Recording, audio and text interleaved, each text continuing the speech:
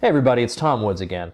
I had to share with you this article I just came across in the Associated Press. It's called Tea Party Vision for Montana, Raising Concerns.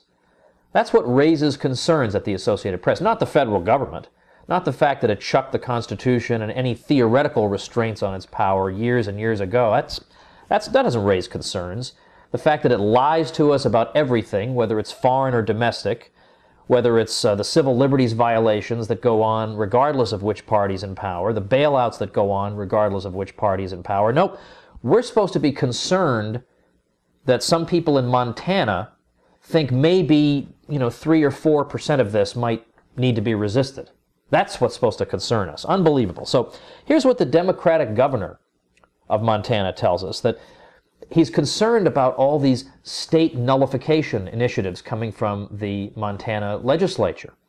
Nullification, of course, being Thomas Jefferson's principle that the states have to be able to resist unconstitutional measures of the federal government. And there's quite a bit to be said about that. I'm not going to say it here. I've already defended that position in other videos and in my book, Nullification. But he says that if this were to continue to be pursued, Montana would become a laughingstock. Yes, because right now the most important thing is to be concerned about whether elite opinion holds you in high regard, even though it's elite opinion that got us in the mess the United States is in right now. But we're supposed to be worried about how they feel about us. We are the United States of America, the governor says. This talk of nullifying is pretty toxic talk. That led to the Civil War. So apparently we are doomed to be governed by ignoramuses who treat us like third graders. Nullification led to the Civil War. What is he talking about? Nullification had nothing to do with the Civil War whatsoever. The Southern secession occurred. Lincoln decided to try to prevent it. That led to the Civil War. In fact, nullification was being carried out by the northern states leading up to the Civil War, and that's one of the reasons the southern states seceded. So I suppose in that sense, you could maybe connect the two, but that's more or less the opposite sense from the one that's implied here by the governor. But I'd like to say let's leave that aside for now, but I want to dwell on this for a minute, because notice what he says here. That the idea of nullification or resisting a central authority, that's going to lead to all kinds of terrible conflict. Notice what he doesn't say. He doesn't say that nationalism might lead to conflict, that nationalism is what yielded us the wars of unification that we saw in the 19th century in Europe, or that led to the horrific wars, the total wars of the 20th century, or that were at the heart of the totalitarian revolutions of the 20th century. No, we don't hear any of that. We don't hear that nationalism might lead to problems. All we hear is that anybody who wants to decentralize power is probably some kind of troublemaker. All right, let's move on here.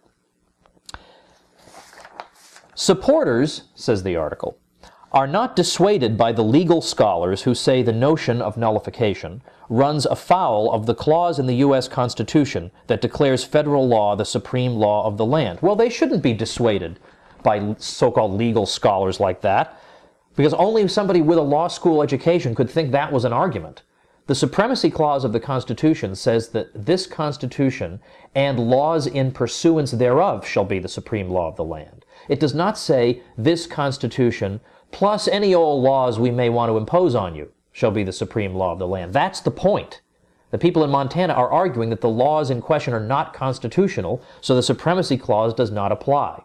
For more on this argument, visit statenullification.com and read there, I just recently updated it, the link to Brian McClanahan's article precisely on the supremacy clause and what it really means. It just demolishes this whole juvenile argument. Now, continuing, the article reads, the nullification debate reached a fever pitch this week when Tea Party conservatives mustered enough votes in the House to pass a 17-point declaration of sovereignty. Here's what one of the points read. States retain the right of protecting all freedoms of individual persons from federal incursion. Oh my gosh.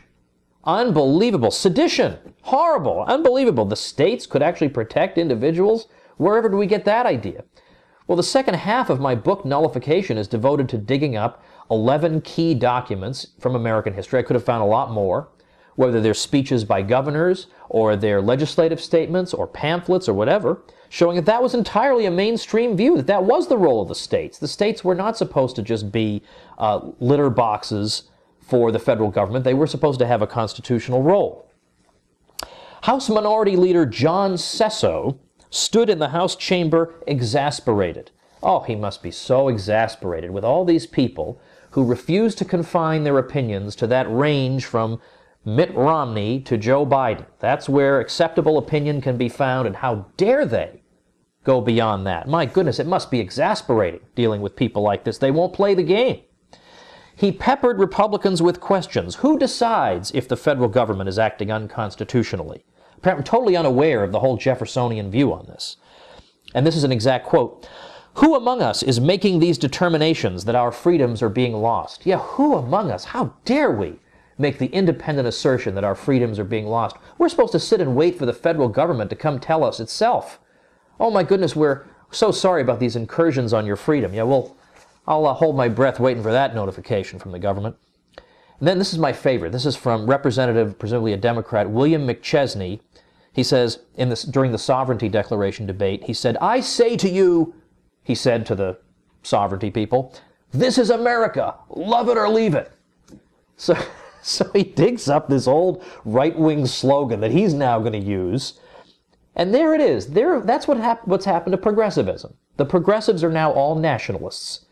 For some reason, they think nationalism, in spite of the whole testimony of the 20th century, nationalism is a progressive force. Well, whatever happened to question authority, which is what the people in Montana are doing? Question authority. Now, question authority has given way to shut up and obey. And whatever happened to small is beautiful? Well, apparently that applies only to, I don't know, gardening or something.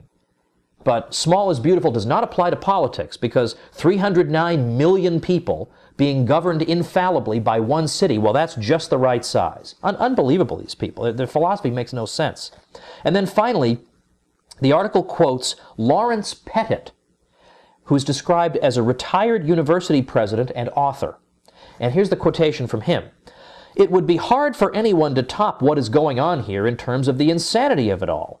One could be amused by it, except it is too dangerous. Oh, the poor guy. We're sorry to have ruffled your feathers here. Well, I looked this guy up. I thought, well, who is this guy? Okay, he's a university president, retired. Well, what does that mean? It could mean he was in the NBA and somebody gave him some kind of honorary position, or he's a former deputy undersecretary of something, who's some boob who can't do anything, so he runs a university. Who is this guy? Well, sure, he's an author. He wrote one book. You know what it's about? Being a university president. Well, that certainly entitles him to weigh in on constitutional questions and on the history of nullification. I'm sure he's read all the sources. I rather doubt he would debate me or discuss this matter, but all of this is just insane. It's just insanity, because people won't confine themselves to that 3-inch area of political respectability. By the way, he's got a nice blurb for his book from Tom Daschle. So there you have it. I don't know what else to say about this, except the one piece of good news in all this is that this is being portrayed as a Tea Party measure. What's interesting about that is that none of the D.C. handlers who, from Washington, try to pose as the leaders of the Tea Party have anything to say about nullification. They haven't said a word about it. Most of the right-wing radio talk show hosts have ignored it. They don't invite me on to talk about it, even though I have this book that's being discussed in these state legislatures. They pretend it doesn't even exist. So the Tea Party is acting alone. That's what's so interesting about this. They are willing on their own to go beyond the Biden to Romney axis. And that's wonderful. It's wonderful to see people departing from the axis of evil and considering some different possibilities. In effect, saying to the federal government, we're going to have to work out some kind of new modus vivendi between the federal government and the states, because the nationalist position has led us to complete ruin. Well, wonderful. That's encouraging to see.